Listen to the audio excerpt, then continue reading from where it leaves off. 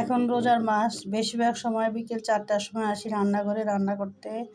আজকে রাতের জন্য রান্না করব আইড় মাছ, গরুর মাংস আছে, আরও অনেক কিছুই আছে। এখন আমি এক এক করে সবগুলা রান্নাই করে ফেলবো। দেখেন আমি কিভাবে আইড় মাছটা রান্না করি। প্রথমে আমি আইড় মাছটাকে ধুয়ে কেটে বেছে তারপরে ভেজে নিলাম।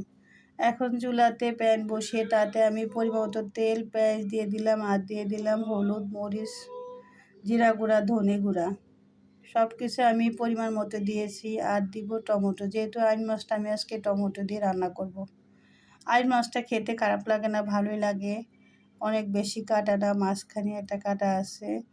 এখানে আমি মাছ 4 পিস নেওয়াতে নিলাম, কারণ আমরা দুজনই মাছটা খাবো। ছেলেমেয়েরা অনেক সময় মাছ খেতে চায় না, ওদেরকে অনেক চেষ্টা করি, খেতে খায় না। ছেলে ইলিশ মাছটা খায়, মেয়ে মাঝে মাঝে